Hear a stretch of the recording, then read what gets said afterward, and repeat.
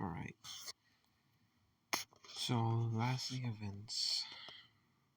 Starting page 124, paragraph 1.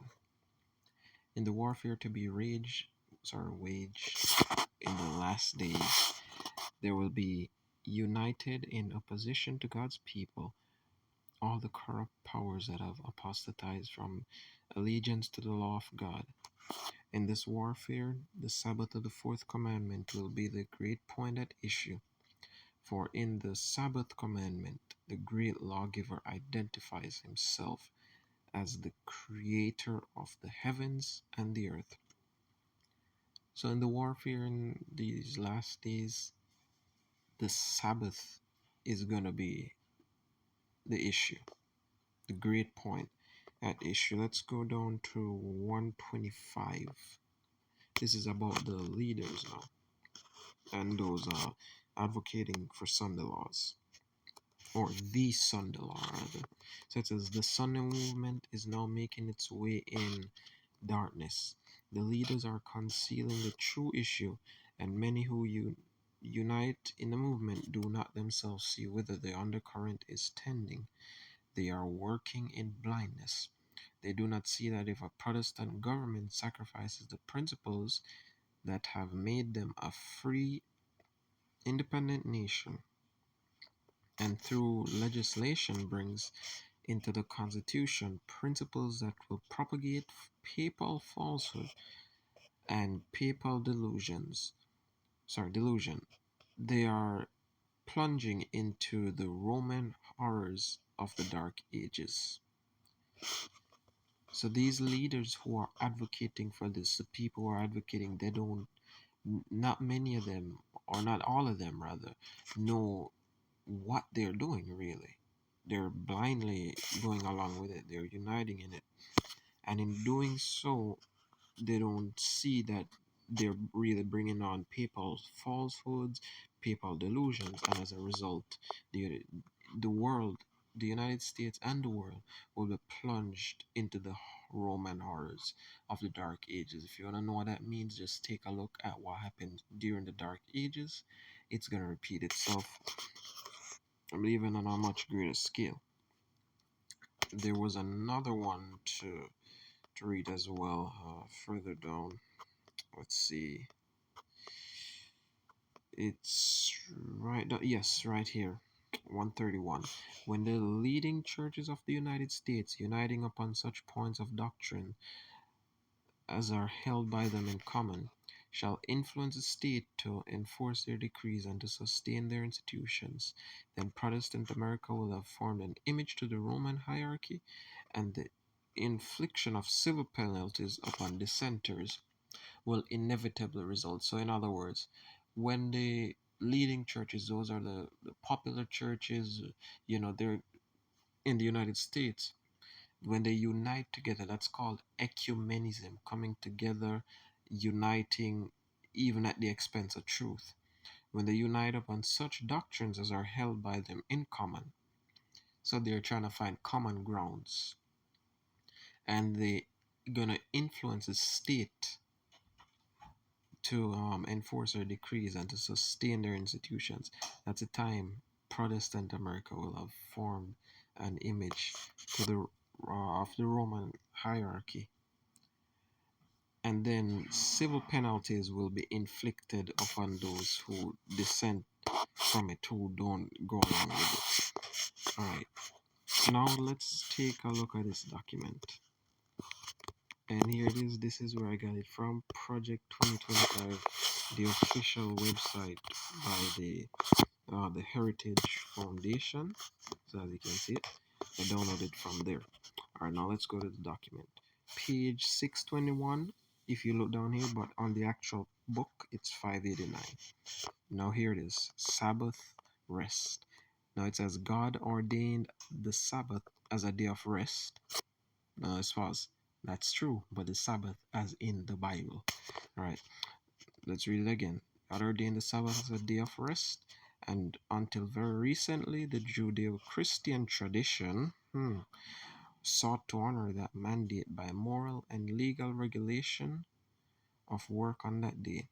Moreover, a shared day off makes it possible for families and communities to enjoy time off together rather than as atomized or automized, sorry, but yes, atomized rather individuals, and provides a healthier cadence of life for everyone. Unfortunately, that communal day of rest has eroded under the pressures of consumerism and secularism, especially for low income workers. Now, if you guys don't know what they're talking about, Sabbath rest here is not the Sabbath of the Bible. It is Sunday.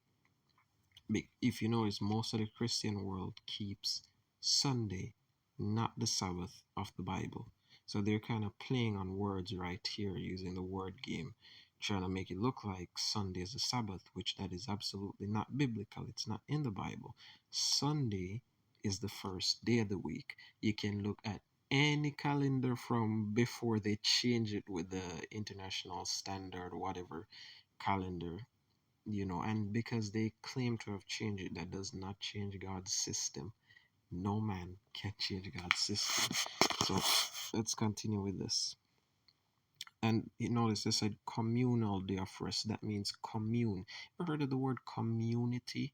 A group of people that come together or live together, share together, and so on.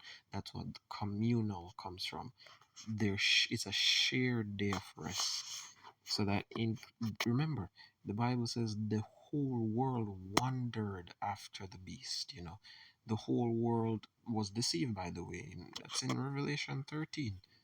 The whole world deceived, except for the elect, of course. The elect will not be deceived, but Matthew 24 tells us that if it were possible, it would deceive the very elect. So let's continue.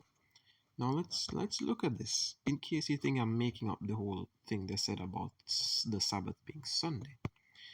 Congress, in bold now, Congress should encourage communal rest by amending the Fair Labor Standards Act, FLSA, to require that workers be paid time and a half for hours worked on the Sabbath. In other words, they're gonna charge the organizations and so on.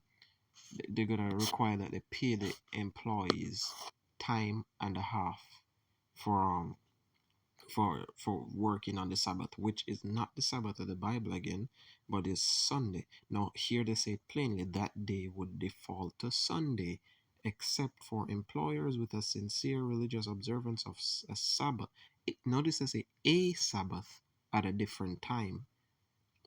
Example, Friday sundown to Saturday sundown. So you guys see how the devil is playing on words here, trying to say he's trying to like God's Sabbath look like a Sabbath. Okay, so they use the Sabbath in reference to Sunday, but in terms of God's Sabbath, they use a Sabbath. So you guys see how they're playing on this thing right here. That's a deception. So let's continue looking at this.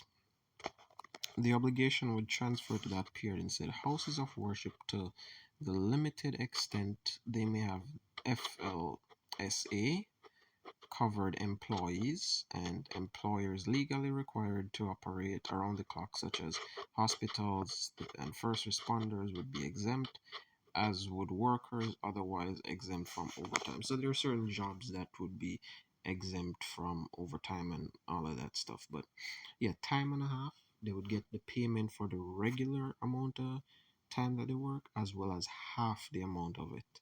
They would get that's a time and a half if they work on Sunday, which they're calling the Sabbath, which is not the Sabbath according to the Bible. So anybody who's saying that there is no Sunday law coming, this is right in our faces, right here. This is the Sunday law in Project 2025, which they say that they're gonna implement it day one. I can play this. Actually, a part of this is gonna be on TikTok and a part on YouTube. So I'll just do this all in one video. I'll go on YouTube right now and find the Heritage Foundation video right now. So let's look at it. Project 2025. All right, it's 30 minutes long. I'm gonna play this video right through, but I'm gonna switch this so that I don't have my mic on to talk. Okay.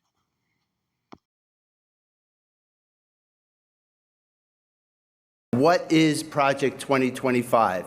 It is everyone here. This is the movement. We are going to be prepared day one, January 20, 2025, to hit the ground running as conservatives to really help the next president. Heritage has... Okay, never mind that. I figured out how to use my mic and this at the same time, so we'll continue with that instead. Heritage got on the book, on the marker as an organization by delivering the first mandate for leadership in 1980 to President-elect Reagan. We also, over time, gave a lot of resumes in, but when Dr. Roberts came aboard, he said, this task in 2024 is too big for any one think tank. This has to be a movement.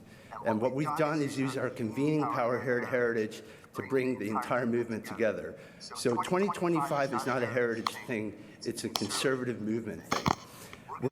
Okay, you heard that? It's not just a heritage thing, meaning the Heritage Foundation, it's not just them alone, but it's a conservative thing. So the entire conservative movement is going to be on board with this and involved in it. Let's continue. We're going to explain briefly here. We're going to have a panel and we'll have a video. But what we're doing is systematically preparing to march into office and bring a new army of aligned, trained, and essentially weaponized conservatives ready to do battle against the deep state. Okay, so they're basically saying they're gonna go in locked and loaded. They're weaponizing. They're getting ready for the battle that they're going to do. They're getting ready for a takeover, essentially. Let's continue. So if you would, join me in watching the video and inviting our fellow panelists here, Ed, Rick, and Ken Cuccinelli, over. So we'll cue the video and have a little discussion. Okay, so they're gonna play a video right now, I suppose. So let's look at this. Sorry about that. I should turn on Do Not Disturb. Let me do that right now. So now notifications will come in. All right, let's get back to the video. What is Project 2025? It's a call for you to come work here, Washington, D.C. Conservatives face a tough challenge in Washington, the swamp.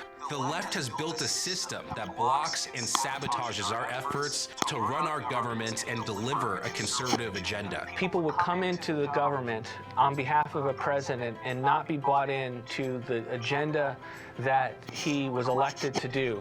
They were either uncommitted or incompetent. Things aren't going to change unless you commit to serving our country.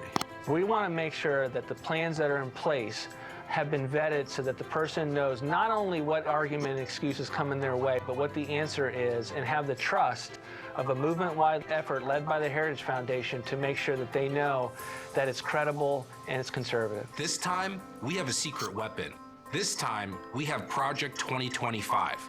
By learning from the experience of former conservative appointees, we can overcome common obstacles and get things done. The reason I got involved is because I wanted to be part of a movement-led effort, and Heritage Foundation has used their influence to be able to convene the movement. We can be ready to hit the ground running on day one of the next administration. In the wise words of Morton Blackwell, you owe it to your philosophy to study how to win.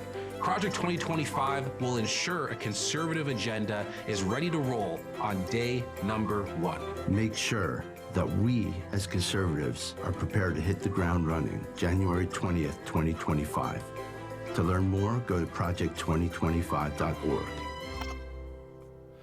Great. Well, Okay, so there we have it. Day one. They're getting ready to hit to put that together to actually move out, to launch out. We read about the Sabbath.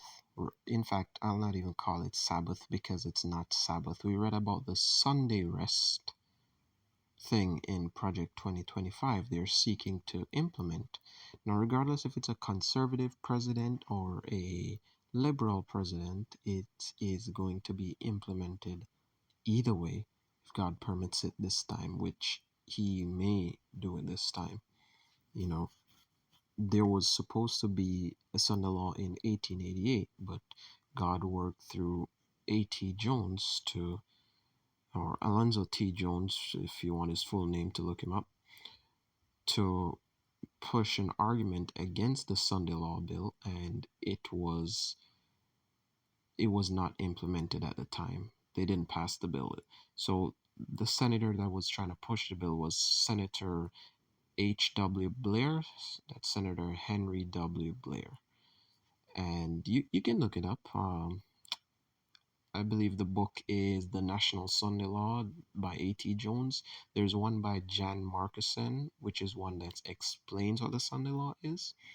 The other one by A.T. Jones, it's the written account of the case that was taking place there, the argument against the National Sunday Law. So here we see Project 2025, they're aiming to launch it out on day one. So I don't think we really need to go any further into this. We could. So let's just continue a little bit further and see what they have to say. Well, let me explain briefly how we structured project. Thank you. Um, that, let me give you a little overview how we've structured this, and I'm going to pass the mic over to Rick Dearborn to give you a little bit overview from his viewpoint as Deputy Chief of Staff in the White House and running the last transition. We have 4 pillars we speak of, and this is an integrated approach. First, as you know, today we came out with our policy book, Mandate for Leadership. This sets the table for what conservatives want in their next standard bearer. We are bringing this out before the primaries to bring the candidates to our point of view. And we're standing at the ready to train them up and give them policy expertise. But this is a great sampling across our 50-plus member coalition of what conservatives in the main want to see in the next 4 years. 2, we're making a massive database conjoining all of our personnel recommendations into essentially a conservative LinkedIn. This is for anyone in America to enter into government here in Washington. This place is only going to change when we take people in from outside of the Beltway. Anyone who's listening to this, who's ever aspired to come serve, this is your call to do it now. Join the database, create your profile, and then 2, we shift into pillar 3. It's our online training. It's going to teach you the rules of the road. How do you function in government? How does government function? We're going to teach you the more mundane things about how to get a security clearance, but we're going to tell you how to work effectively with the career staff, how the budget processing work, the budget process works, and all these other intricacies of federal government life that you can't learn on the job. And then finally, we're going to be doing the playbook. This is our plan of action for the first 180 days. We're doing transition teams. Rick, Okay, so there we have it. They're going to be using that book. Hear what you just call it? The playbook, and I'll play it again. Government life that you can't learn on the job. And then finally, we're going to be doing the playbook. This is our plan of action for the first 180 days. Their plan of action for the first 180 days, and that 180 days should start at January 20. One of them said in the clip that they were showing the video. So yeah, count 180 days from then, and you'll see that's the time period where they're going to be implementing what's in that book. And one of the main things in it is the Sunday rest. So will there be a Sunday law by then? Most likely there will be. That's what the document is saying. Now, I already read from the book Last Day Events. It's in chapter 9 titled Sunday Laws. And I want to read from the book of Revelation. So if you have your Bible, go with me to Revelation 13. Revelation 13, and we'll go to verse 3. Let's start from verse 3. And I saw one of his heads as it were wounded to death, and his deadly wound was healed, and all the world wondered after the beast. That's with an O. They it it's in the mind. They had the mindset of the beast. They were thinking like it. They were following after it in their minds. That pattern of thinking. So let's continue. Verse 4. They worshipped the dragon which gave power unto the beast, and they worshipped the beast, saying, who is like unto the beast? Who is able to make war with him? In other words, as a result of them worshipping the beast, it's the first beast, they're worshipping the dragon, which is Satan. Okay? As Revelation 12, verse 9 tells us. You can read that on your own time too. And they're saying, who is like unto the beast? Who is able to make war with him? They're saying, who is as powerful as this? Because this power is different from all others, all other earthly powers. You know, the only power that's able to destroy this one or will do it is God.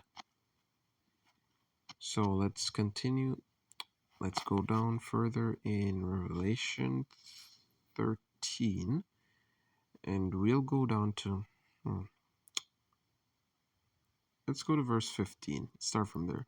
And he had power to give life unto the image of the beast. This is speaking of the second beast having the power. And he had power to give life unto the image of the beast, that the image of the beast should both speak and cause that as many as would not worship the image of the beast should be killed. And he causeth all, both small and great, rich and poor, free and bond, to receive a mark in their right hand or in their foreheads. So where? In their right hand or in their foreheads. That or is very significant. The seal of God is in the forehead according to Revelation 7. If you go back to the Old Testament, you'll see that it's in the forehead and in the right hand. So it starts, the seal of God starts in the mind and plays out in the actions. But the mark of the beast, it doesn't matter if a person has it in their hand or in their forehead, in their mind or in their actions. Okay? So either they think it is right, or either they believe and think it is right, or they act along with it. It doesn't matter whichever one for the mark of the beast. But for God's seal, God's mark, God's sign, you believe that it is so, and then that plays out in the actions. You act accordingly. You act accordingly, so you think accordingly, and that causes you to act accordingly. Now let's continue. And that no man might buy or sell save he that had the mark or the name of the beast or the number of his name. So nobody will be able to buy or sell except the person who has the mark of the beast or the number of his name. So it's not a computer chip that a person has that they use to buy and sell, and if they don't have it, they won't be able to buy or sell. That's not what it's saying. The person has to have the mark of the beast to be able to buy or sell. Anybody without the mark of the beast will not be able to buy or sell. That is not a computer chip. The seal of God is not a chip. The mark of the beast is the opposite of the seal of God. The seal of God is in God's law. Isaiah 8:16, bind up the testimony, seal the law among my disciples. And if you check what a seal actually contains, you'll see that it contains the name, the title, and the territory of the individual. So let's say Darius, King Darius. You would have Darius, the name, the title is king, and the territory is Media, because he was the king of the Medes. Cyrus would be Cyrus, king, Persia. And then Nebuchadnezzar, king, Babylon. And then for Joe Biden, president, United States of America. So, yeah, that's it. And that no man might buy or sell save he that had the mark, or the name of the beast, or the number of his name. Here's wisdom. Let him that hath understanding count the the number of the beast, for it is number of a man, and his number is 600 threescore and six. A lot to digest, guys. So this is it. Project 2025. If you want a document, you can request in the comment section for it. I'll be happy to provide the link. I can as well put it in the description if you need it. So I think I'll actually just drop it in the description. That's much easier to do. So hope y'all enjoyed this video, and don't forget to study this on your own. So thank you for tuning in, and this is the Project Preparing the Elect TV miniseries. Wishing you God's blessing. Until next time.